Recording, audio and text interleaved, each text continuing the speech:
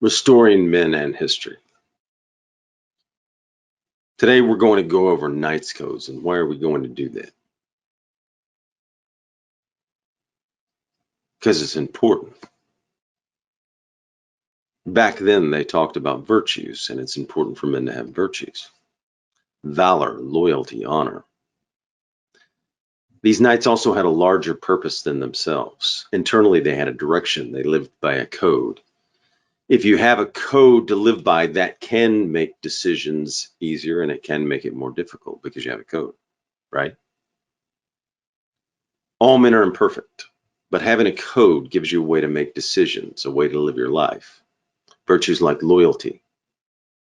This is a root of the man. If you want to have a man that works, reflect upon virtues. Follow a code. If you want to have a republic that works, you need to reflect more on virtue. If you want to have a more fulfilled and happy life, you need to reflect and act on virtue. Now we're going to read a few things from the Knights Code of Chivalry, http www.middleages.org.uk, Knights Code of Chivalry. And there are many codes. We're going to take a look at many. The medieval knightly system had a religious, moral, and social code dating back to the Dark Ages. The Knights Code of Chivalry and the legends of King Arthur and Camelot. The ideas described in the Code of Chivalry were emphasized by the oaths and vows that were sworn in the knighthood ceremonies of the Middle Ages and medieval era. These sacred oaths of combat were combined with the ideas of chivalry and with strict rules of etiquette and conduct. How much do we even talk about etiquette and conduct today? Would it be a better republic if we reflected upon that? Would we have better men, better gentlemen? The ideas of a knight's code of chivalry was publicized in the poems, ballads, writings. You see, it was in their dialogue. They reflected upon it, meditated on it.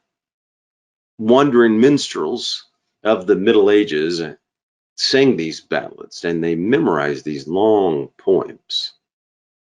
And what did they talk about in them? These poems described the valor and the code of chivalry followed by the medieval knights. The Dark Age myths of the Arthur and legends featuring King Arthur, Camelot, and the Knights of the Round Table further strengthen the idea of a knight's code of chivalry. Arthur's legend revolves around the code of chivalry, which was adhered to by the Knights of the Round Table. And what did the Knights of the Round Table follow? Honor, honesty, valor, loyalty. How often do we hear about this today? How often? Back then they meditated on it, they thought about it. Now, how does Webster's define these words we just mentioned? Honesty. Honor. Honor is a keen sense of ethical conduct. Honesty, adherence to the facts. 2, fairness or straightforwardness of conduct. Valor, and this is an important one for men, right? Strength of mind or spirit that enables a person to encounter danger with firmness, personal bravery. Now let's look at that. What did it say? Strength of mind or spirit. So it's not talking about how large you are, how big you are, how tall you are. It's talking about your strength of mind or spirit that enables a person to encounter danger with firmness, personal bravery. That's important for a man, right? We all want to have that, don't we? When it comes time to protect your family, you want that. When it comes time to protect your friend or an ideal, you want that. When it comes time to protect the republic, you want that. Loyalty, faithful to a private person to whom faithfulness is due. Loyal to your friends. How often is that even talked about? Just loyalty. Loyalty to your fellow knights, loyalty to your fellowship, your king, your lord.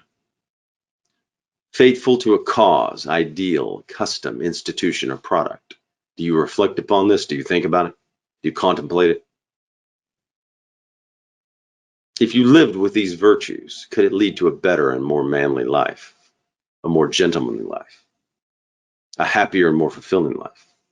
Could it help you make better decisions? By the way, see, these are inward.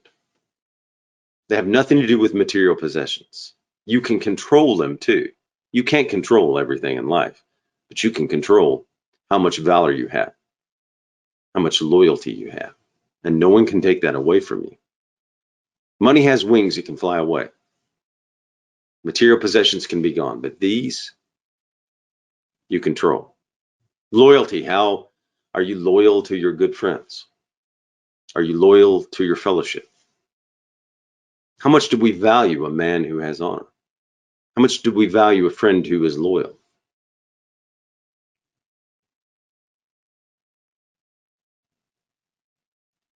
Let's go back. A knight was expected to have not only the strength and skills to face combat in the violent Middle Ages, but was also expected to temper this aggressive side of a knight with a chivalrous side to his nature. There was not an authentic knight's code of chivalry as such. It was a moral system which went beyond rules of combat and introduced the concept of chivalrous conduct, qualities idealized by knighthood, such as bravery, courtesy, honor, and gallantry toward women. Courtesy, and this is important for a gentleman too. Behavior marked by polished manners or respect for others, courteous behavior. Courteous and respectful act or expression that would make a better society, right? A better republic. If we all had a little more courtesy as men. The knight's code of chivalry was part of the culture of the Middle Ages and was understood by all. Code of chivalry was documented. In the Song of Roland, this is a good one. In the Middle Ages knights period, William the Conqueror, who ruled England from 1066, the Song of Roland describes 8th century knights of the Dark Ages and the battles fought by the Emperor Charlemagne. The code has been since described as Charlemagne's Code of Chivalry. The Song of Roland was the most famous. It was composed between 1098 to 1100. And it described the betrayal of Count Roland at the hand of Ganelot and his resulting death in the Pyrenees Mountains. Roland was a loyal defender of his liege lord Charlemagne, and his code of conduct a description of the meaning of chivalry. Patrick Mayon in History.net wrote this. One of the oldest surviving written examples of chivalrous duty is recorded in the old French epic poem, The Song of Roland. It details Charlemagne's defeat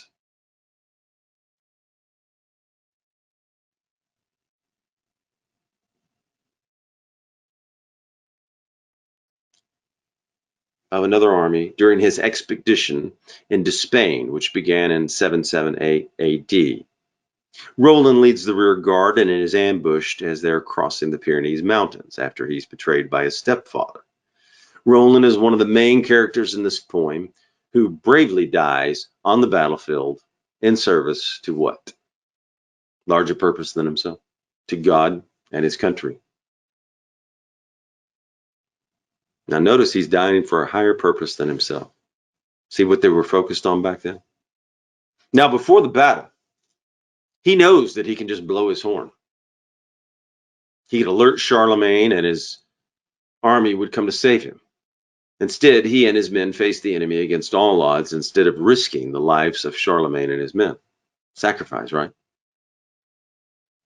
Roland dies selflessly in battle, and he's remembered as a hero in his country forever. The anonymous author of this poem praises the valor of the Franks who fought for sweet France and for God and country. You can see the focus on God back then. This poem likely inspired many knights and storytellers to value the courageous example. Again, passing it on. These stories went around. The knight's code of chivalry is described in the Song of Roland. To fear God and maintain his church, number 1. 2, to serve liege lord in valor and faith. 3, to protect the weak and defenseless. 4, to give succor to widows and orphans. 5, to refrain from the wanton giving of offense. 6, to live by honor and for glory. How good is that? To live by honor and for glory. Do you want a life lived by honor and for glory?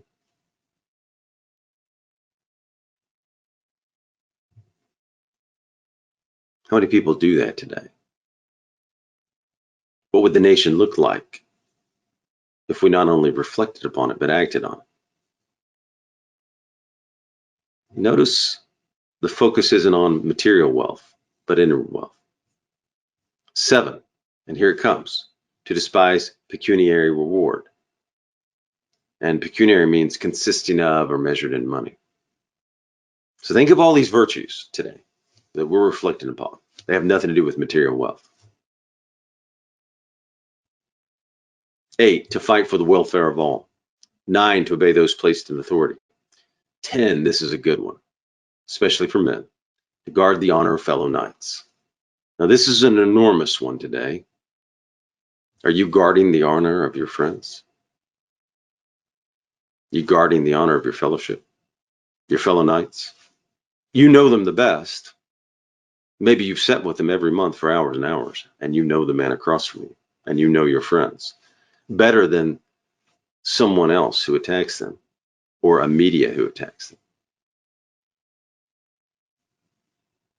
So if you know them and someone in the media or someone else says something that you know to be untrue, shouldn't even bother you because you know them better. When someone attacks an organization you know well that you're in, you should know that better, right? So you can combine valor with protecting your friends. Stand up. Don't go along with it.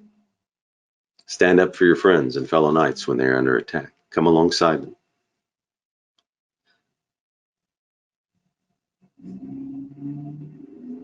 11, to eschew unfairness, meanness, and deceit. 12, to keep faith when things are not going well. Have faith.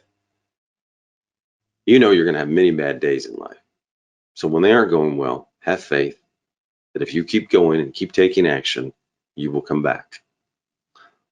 13, at all times to speak the truth. 14, to persevere to the end and in any enterprise begun. Now, perseverance is very important for a man, right? You're going to face obstacles. Don't quit. You will have to overcome adversity as a man. You will face it. Go past, overcome it. Everything's not going to go well. You're going to have business deals, marriage that aren't going well, but you can persevere. And you can control that part of it, right? You can control your perseverance. You can't control the outcome of every business deal, but you can control your perseverance.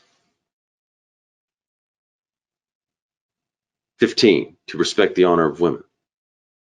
16, never to refuse a challenge from an equal. 17, never to turn the back upon a foe. Now, here's what's interesting. Of the 17 entries in this knight's code of chivalry, according to the Song of Roland, at least 12 relate to acts of chivalry as opposed to combat. So 12 of the 17 are about chivalry. Think about that. Most of all, you have control over them, right? These virtues are obtainable. So if you meet them, that should give you what? Some sense of accomplishment. Knowing that we're all imperfect and we have to keep striving and we have to keep going, but knowing that it's something we can have here. It's internal. It's something we can aspire to. And it's obtainable. And that's something, by the way, you can obtain every day, right? You can put in your book at the end of Friday, I had more honor, more valor, more honor, more valor, more loyalty. You can accomplish that every week and write it down. More gratitude. The Knight's Code of Chivalry described by the Duke of Burgundy. We'll go into that one next. The chivalric virtues of the Knight's Code of Chivalry were described in the 14th century by the Duke of Burgundy. The words he chose to use to describe the virtues that should be exhibited in the Knight's Code of Chivalry were as follows, and we're going to tie it to Webster's dictionary so you have a more full understanding. Number one, faith. This can mean loyalty to a knight. Today, they could mean loyalty to a friend, adherence to a person. Again, it goes back to defending your friends, right? Or fidelity to one's promises. Do you show up when you say you will? Do you make meetings, appointments, dinners with friends when you agree to it? Do you make the meetings for your fellowship when you say you're going? Do you do what you say? However, when we think of faith, most think of these: belief and trust in and loyalty to God. They had that, right? Belief in the traditional doctrines of a religion. Firm belief in something for which there is no proof. Complete trust. Something that is believed, especially with strong conviction, especially a system of religious beliefs. Charity. Generosity and helpfulness, especially toward the needy or suffering. That's good, right? That helps the republic. Justice. The quality of being just, impartial, or fair. The principle or ideal of just dealing or right action. Conformity to this principle or ideal. Righteousness, the justice of their cause, conformity to truth, fact, or reason. Sagacity, of keen and far-sighted penetration and judgment, discernment, right? That's a good thing to have. Discernment can be very important to a man. Prudence, the ability to govern and discipline oneself by the use of reason. Well, we know that's important, right? You can stay out of a lot of trouble as a man with prudence. Temperance, moderation in action, thought, or feeling restraint. Well, that could keep you out of a lot of trouble as a man too. Habitual moderation in the indulgence of the appetites or passions. Resolution, resolve means fixity of purpose. So you're going to need that as a man for sure, resolve. If you start a startup or a business, or you want to make a film, or whatever you want to do, whatever your purpose, your goal is as a man, you're going to need resolve. You're going to need to push through because things are going to get tough. But if you have resolve, you can push through. Firm determination. You're going to need that because obstacles are going to come up continually in your marriage and your business and whatever you may endeavor to do in life.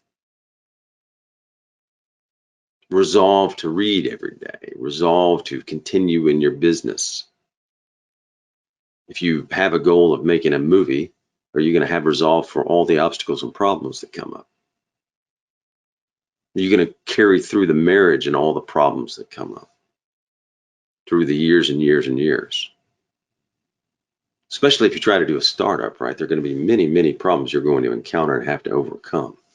Truth, the body of real things, events, and facts. Actuality, the state of being the case. Now, you're certainly going to deal with this as a man.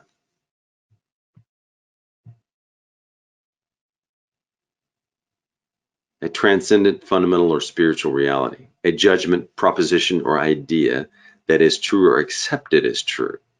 The body of true statements and propositions. Fidelity to an original or to a standard. Sincerity in action, character, and utterance. Fidelity, constancy.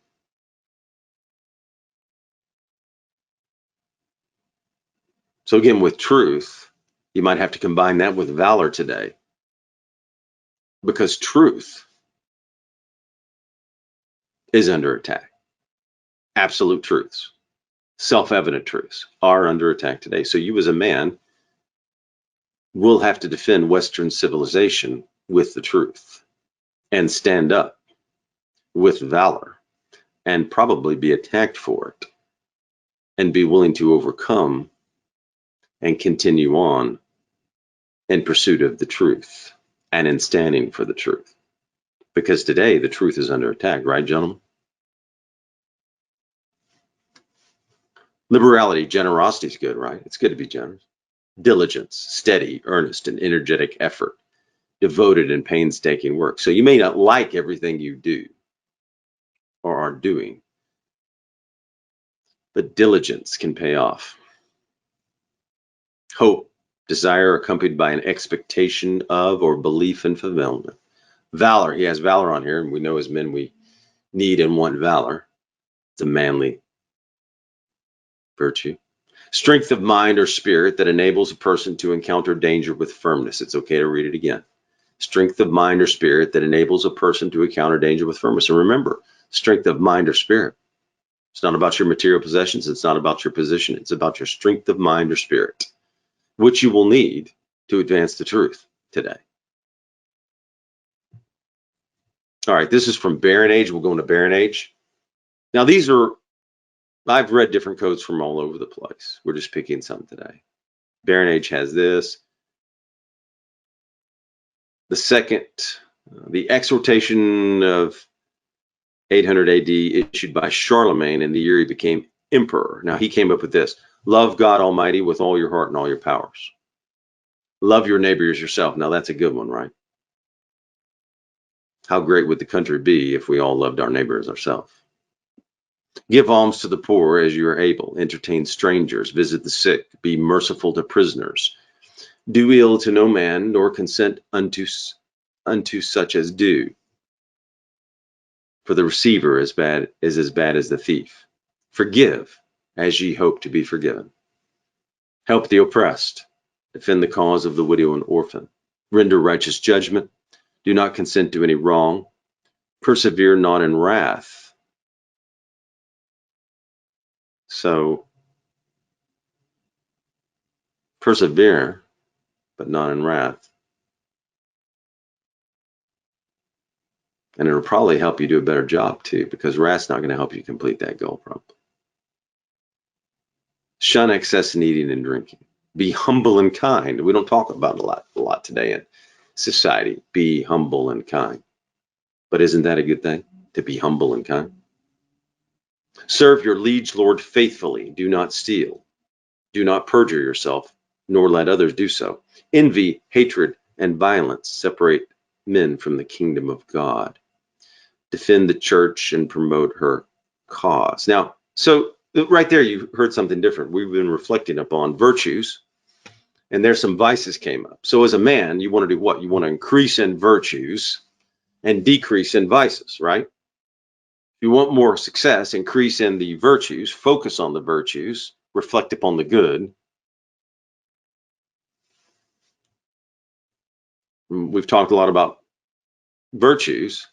What are some of the vices? Pride, greed, lust, gluttony, wrath, sloth, jealousy, right? So you want to decrease in those and increase in valor, honesty, loyalty. Leon Goji wrote one. He wrote this one. 1, thou shalt believe all the church teaches and shalt obey her commandments. 2, thou shalt defend the church. 3, thou shalt respect all weaknesses and shalt constitute thyself the defender of them. 4, thou shalt not recoil before thy enemy. And he has some others. 6, thou shalt perform scrupulously thy feudal duties if they be not contrary to the laws of God. Thou shalt never lie. 7, and shalt remain faithful to thy pledged word. Thou shalt be generous and give largesse to everyone. 9, now this is a good one. Thou shalt be everywhere and always be the champion of the right and the good against injustice and evil. Think if we all did that. Let's read that again, number 9. Thou shalt be thou shalt be everywhere and always the champion of the right and the good against injustice and evil. A couple of more definitions. Kind, of a sympathetic or helpful nature. Fortitude, a strength of mind that enables a person to encounter danger or bear pain or adversity with courage. So that's similar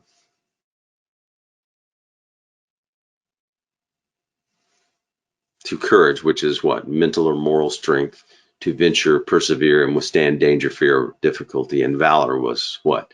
Strength of mind or spirit that enables a person to encounter danger with firmness, personal bravery, right?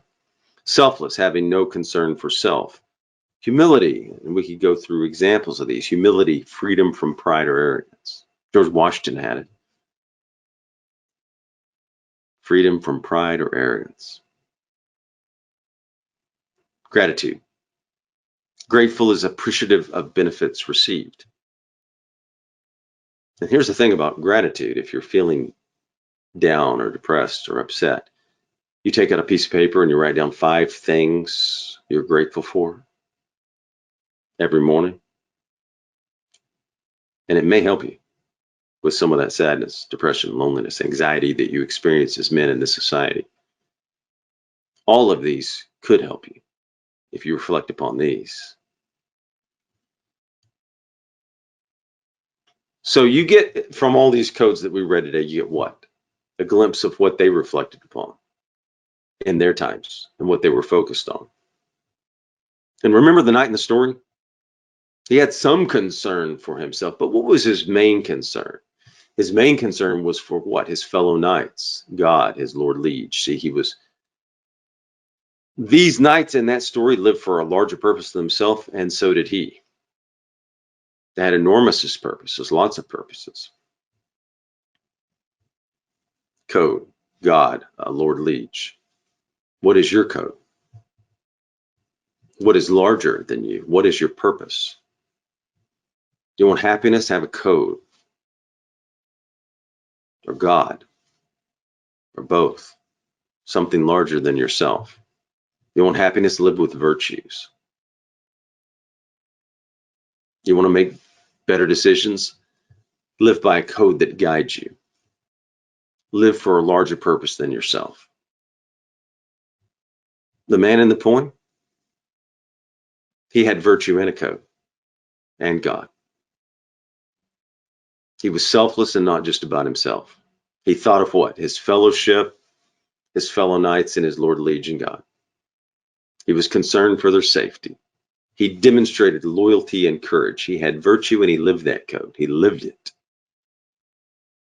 So living a life filled with virtue should make you more fulfilled, help give you direction, and help guide you with decisions. Virtue is a root of the man, and it's a root of this republic. You need something to guide you. You can have God in the Bible. You can have Aristotle in his ethics. We will get to that. You can have a knight's code, but you need to be guided. So today, go forward with more valor, more loyalty, and more honor. Reflect, meditate, and then act on these virtues. Go forward, men. Thank you.